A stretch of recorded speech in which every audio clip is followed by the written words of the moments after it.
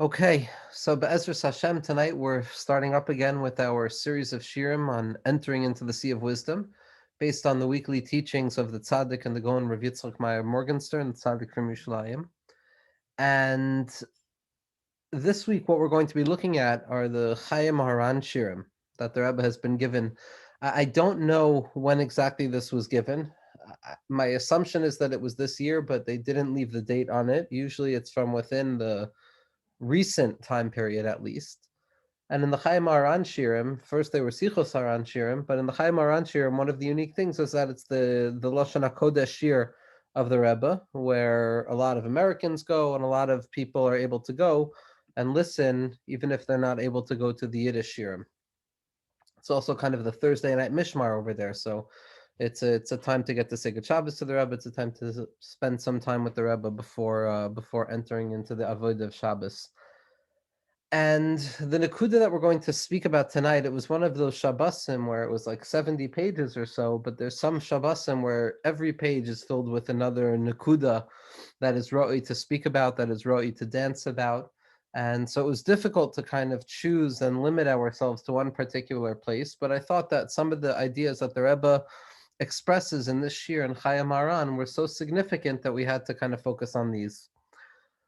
In order to be makdim a little bit, there's a statement that the Rashash, Rav Shalom Sharabi, makes a big deal about in his Hakdama Rechovas Hanar, and it's brought down from the Arizal and Rav Chaim Vital's writings in the Sefer Mavos Sha'arim. Now, in the Sefer Mavos Sha'arim, it's a little bit different than the Sefer Eitz Chaim. It's another form of the Kitvei HaArizal as they came out in the Shemona Sha'arim. But Mavos Sha'arim contains some nekudos that are not necessarily found in Eitz Chaim Kadisha. Not to Chas v'Shalom claim that they're a stira to Eitz Chaim, but rather they offer a little bit more of a nuance to what the Arizal or what can be implied from Eitz Chaim. It's written specifically and explicitly in Mavos Sha'arim. And the Meforshim understood this, the Shemin Sasson understood this, Rav Elia Weintraub, the Makubal from Bnei Brak, who was Nifter a number of years ago, wrote a number of shirim, 2-volume svarim on Mavos Sha'arim, incredible shirim. So there's a lot of unpacking that has been done.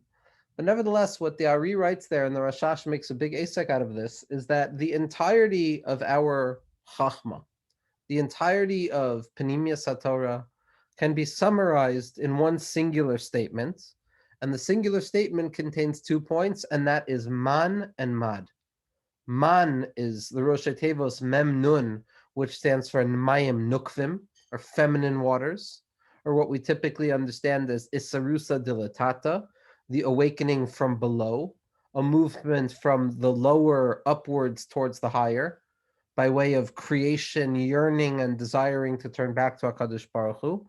And Mad, the Rosh Tevos Mem Daled or Mayim Duchrin, is the waters that come down, the masculine waters that descend, which is Sarusa de Le'ela, which is the descent of lights from Lamala Lamata, and it's the expression from HaKadosh Baruch Hu towards creation, as opposed to Man, which is the expression of creation towards HaKadosh Baruch Hu.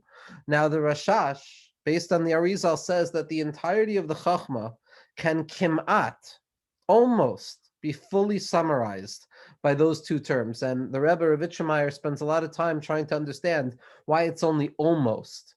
Why not say that this completely covers the ground of the entire system? And the Rebbe has a mahalach in this. But what we can understand from the Ari is that these 2 elements really comprise the entire system. Because when a person opens up a Sefer Eitz Chaim, when a person opens up the writings of Rav Chaim Vital or the Rashash, what a person is going to see in front of them is an incomprehensible map of different destinations and positions and different partsufim and different olamos and different spheros within spheros and different aspects of Ibor, Yanika, and Moichin, of a state of in pregnancy and a state of nursing and a state of mindfulness. And there's going to be Katnus and there's going to be Godless and there's going to be Kalim and there's going to be Oros and there's going to be Nahi, and there's going to be Chagas, and there's going to be Chabad. There's going to be nearly an infinite amount of particularized ideas. And when a person looks at the writings of the Arizal, they can say, what is this? This is a mathematical textbook. It's incomprehensible to me. Why should I even study it? What practical application does it have in my life? I might as well focus on the things like Musar or things that are going to have an impact on me. But what the Rashash came along to do, and for the Rebbe, for Ravitchemeyer, the Rashash, or Shalom Sharabi, who when the Arizal passed away, he said, if you're Ra'ui, I'll return to you. If you're Ra'ui, I'll return to you to finish up what I haven't taught you yet. Kanoda, that the Arizal only came to Sfad and he taught for about 2.5 years. And then he died in a Magefa. And he told his Talmidim, he told Rav Chaim Vital, as Rav Chaim Vital records in Shar HaKavanos by the bracha of at Semach David, that we have to daven for the Arizal that Mashiach ben Yosef shouldn't die. There's a certain element about the Ari that he was an aspect of Mashiach ben Yosef who was capable of being Megala Pnimiyas Satorah. And had the world been Zoiche, and had the Arizal stayed along for a few more years, then Rav Chaim Vital writes that he would have understood and taught all of Niglo Satorah, Gemara and Halacha, according to the Razin to the Pnimiyas Satorah, something that we see with Rabbi Nosson of Nimerov in Likutei Halachos. But we weren't Zoche, and Lo Aleinu, the Arizal was nifter before his time at a very young age of 39, and what we were left with was what we were left with. But what the Rashash came to do, according to his Talmidim, is he was the Hamshacha of the Rashash. He was the Hamshacha of the Arizal. When the Arizal says that I will come back to you, the Masorah is that the coming back of the Arizal was in the guise of the Neshama of the Rashash, who came along and understood the depths of the Arizal and took all of the myriad details and all of the differentiated points that seem so scattered, and he arranged them in such a way that they were summarized in very few ideas. Very, very few ideas. For the Rebbe, the Rashash is the interface or the bridge that allows us to take the words of the Arizal, to study the Arizal, and to attach them to the teachings of Hasidus. Because the Arizal is being masbir the way that all of the olamos work, the shape of all things, the construction and the arrangement of all worlds. The Baal Shem Tov HaKadosh, as well as the Gra, are all coming along to teach us how to apply these things al derech ha'avoda in the neshama. Mi basari echazeh Elokai. Not to be stuck in Shemayim, but to find HaKadosh Baruch Hu down here. But when a person looks at the teachings of the Arizal and the teachings of the Baal Shem Tov, sometimes it's nearly impossible to see how the two of them can be connected. And what the Rebbe points out is that the Rashash is the bridge between the two of them. Because if you could understand the writings of the Arizal through the writings of the Rashash, then you understand how the writings of the Arizal are in and of themselves the teachings of the Baal Shem Tov HaKadosh. So the Rashash plays a deeply significant role in the system of the Rebbe, and the Rashash's Talmud Mufak, the Taras Chacham, Rav Chaim de la Rosa, that's another story altogether. That's the name of the Beis Medrash. The name of the Rebbe's Beis Medrash is Taras Chacham. The revealed reason for that is because the Taras Chacham was one of the few Mikubalim who allowed for the Kavanas HaTfilah during Sfiras HaOmer, in the time period that we're in right now. And the Rebbe wanted to be mechavein during Sfiras HaOmer, to engage in that avodah of Yechudim. And therefore, if he named the Beis Medrash al pi the Taras Chacham, so then you could follow the halacha like the Taras Chacham, and you could be mechavein those kavanos. But the deeper understanding as well is that the Taras Chacham came and he went even deeper than his Rebbe, the Rashash. If the Arizal was talking on a macro level, how things look in the big picture, how history unfolds, the Rashash came along to look at it on a microscopic level. How everything that the Arizal says from the beginning of creation to the end of creation is true throughout each and every year, throughout each and every tefillah. And comes along the Rashash's Talmud Mufak, the Taras Chacham, and he says, forget about that. Every time you open your eyes, every breath that you take, every thought that you have, every word that leaves your mouth contains all of existence within it. There's no moment in existence, no act of being human that does not contain the potential of all manifestations of HaKadosh Baruch Hu's light in this world. So what these tzaddikim were doing were showing us how each and everything can be drawn down even deeper, so that in each and every moment that we experience life, we find the entirety of existence in front of us. Like the story goes, and I've said this story before, somebody asked the Baal Shem Tov HaKadosh, Ketzad matchilim la'avodas Hashem? How should a person start to serve HaKadosh Baruch Hu? And the Baal Shem Tov, who was standing in the story on top of a cliff, said, Azoy, like this, and he threw himself off of the cliff with self-abandonment and absolute surrender. And as his body is kind of flying forward, downwards, faster and faster, he hits the ground and he shatters into a million little pieces. Now, the Masharis, who was with the Baal Shem Tov, was terrified. He ran down the mountain as quickly as he could to see what had happened to the Baal Shem Tov, feeling that the Baal Shem Tov was annihilated. And when he looked closer, what he saw is that every shard of the Baal Shem Tov, every spark that the Baal Shem Tov shattered into, was the entirety of the Baal Shem Tov. That in truth, every part contains the whole. That's the secret of Hasidus. That's the secret of Pnimiyas HaTorah, that there is no element of human existence, whether it be in the element of time and space or in the psychological presence in this world, that does not contain the potency of everything. So that every moment that a person finds themselves in, they can close their eyes and say, Hakol kan, imani kan, hakol kan, everything is here. It's just a question of uncovering it and being conscious of it. That was the avodah of these tzaddikim of the Rashash and the Taras Chacham, as well as the Baal Shem Tov. That hatoifes chelik min ha'etzem, someone who touches a part of the whole, toifes it's ha'etzem kulo, is touching in truth the entirety of the whole, because the whole can't be broken up into parts. And if HaKadosh Baruch Hu creates a miracle that the whole is broken up into parts, all that means is that each and every part is a whole unto itself. And so what the Rebbe is saying over here is he's following this teaching of the Ari as brought down by the Rashash, that the entirety of this Chachma, in all of its myriad details, can really be summarized in two elements: a desire from below to reach upwards, and a desire from on high to descend downwards. And these two elements of man and mad, Mayim Nukvin and Mayim Duchrin, represent two psychological experiences. The descent from above to below is the desire of bittul, to be nullified in the light of HaKadosh Baruch Hu, not to think of myself, but rather to nullify my self-consciousness and my self-centeredness, and the recognition that everything is the light of HaKadosh Baruch Hu. Everything I have is from HaKadosh Baruch Hu. Every word of Torah I get to learn or teach or think about is from HaKadosh Baruch Hu. Every nikud of Hatzlacha, it's all HaKadosh Baruch Hu. And the Ikra Avodah is the Avodah of bittul, to think less about myself. Like Moshe Rabbeinu, Va'anachnu ma. The less I think about myself, the more room there is for HaKadosh Baruch Hu. That's the Ikra Avodah from above to below. But the Avodah of below to above, of Mayim Nukvin, is almost the opposite. It's a sense of self, it's a sense of personality, it's a sense of individuality, of a desire to cleave to HaKadosh Baruch Hu, of a yearning to have that which I don't have. If from above to below is a feeling of shleimus and wholeness, from below to above is a feeling of chisaron, of lack and desire and yearning towards HaKadosh Baruch Hu.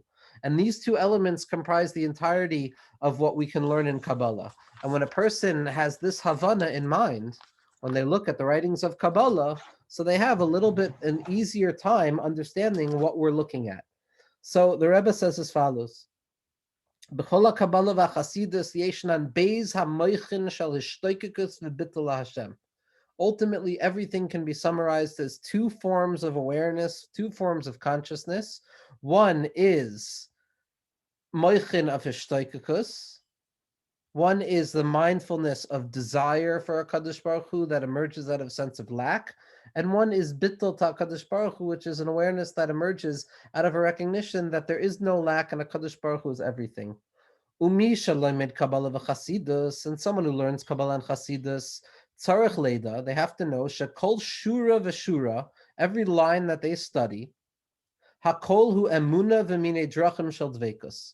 Everything, b'li yoitzim and aklal, is simply teaching us pathways in avodas Hashem, pathways of yearning, and pathways of cleaving to HaKadosh Baruch Hu.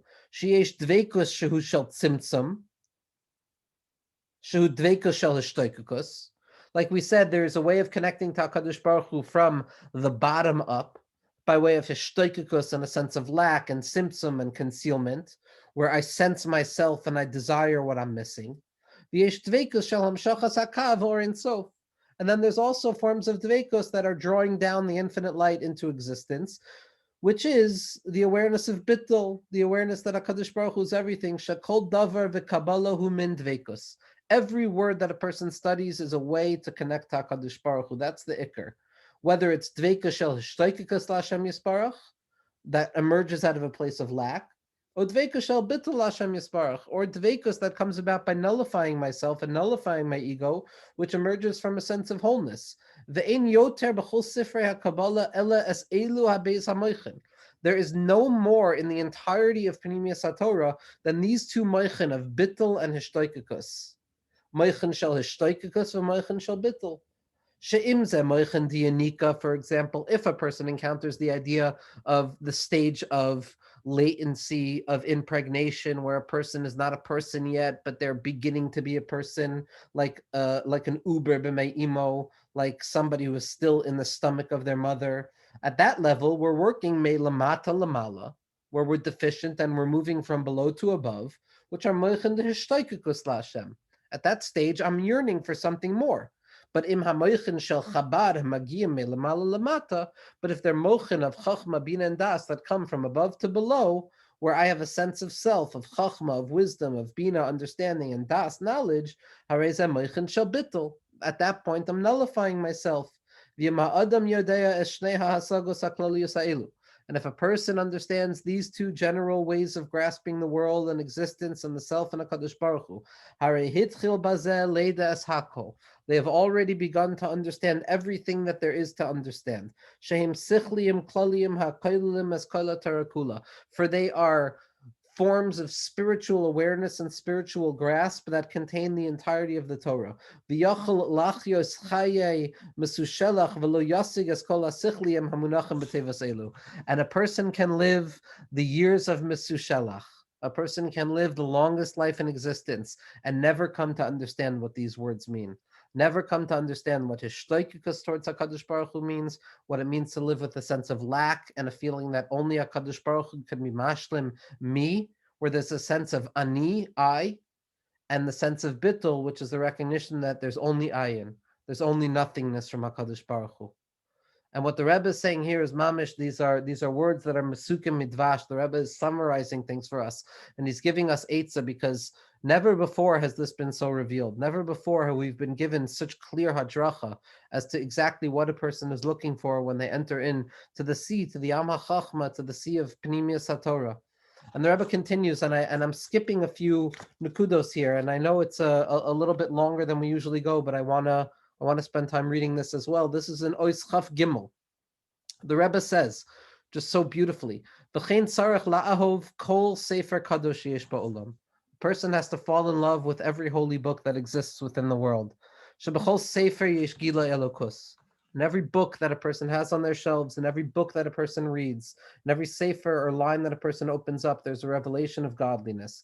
V'yachol ha'adam lahakyu lahasig Hashem yisbarach mitoch kol sefer kadosh. And a person has the capacity of grasping the light of HaKadosh Baruch Hu from within each and every holy book. And any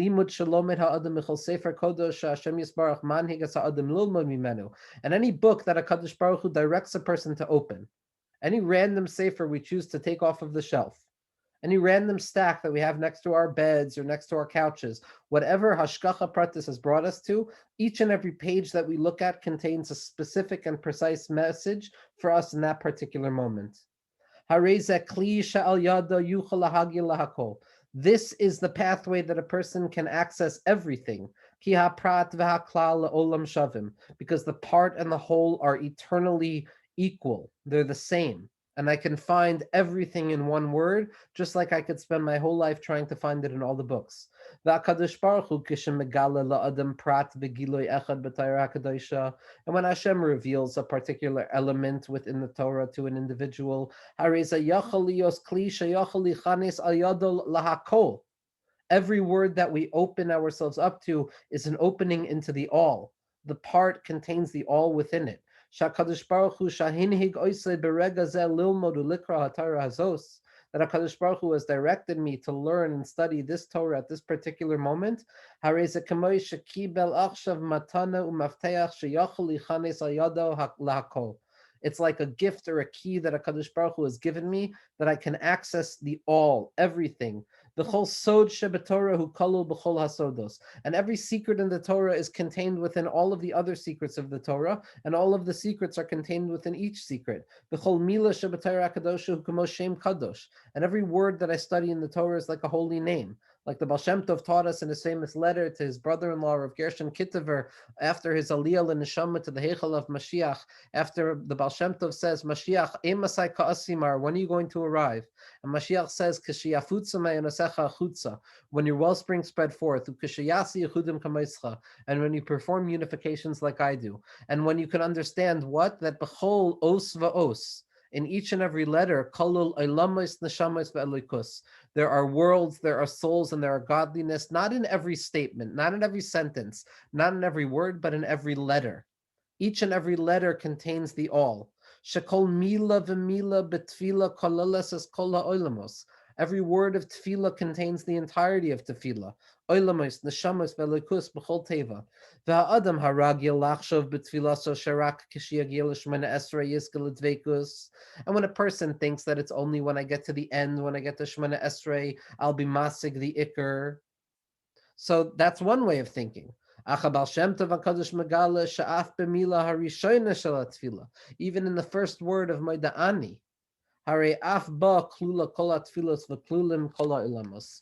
there everything is there already. And that gives a person permission to stop running so much, to stop chasing this idea of excellency or proficiency, and to realize that wherever I am, I have access to everything. And if I learn to penetrate deeply with my gaze, to daven, v'sechazena einenu b'shuvcha Hashem l'tzion, to allow Hashem to give me the eyes, to return HaKadosh Baruch Hu into this point itself, to return us to see Tzion in this point, to see the entire world in this moment, then a person can live a chayim of oineg and menucha.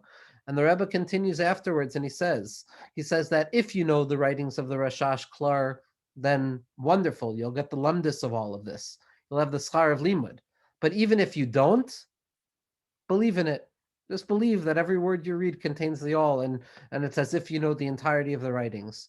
Be'ezus Hashem, we have a tzaddik here who's giving us not only everything, but allowing everything to taste like candy as well. So it's a schus, and Be'ezus Hashem will continue. Okay.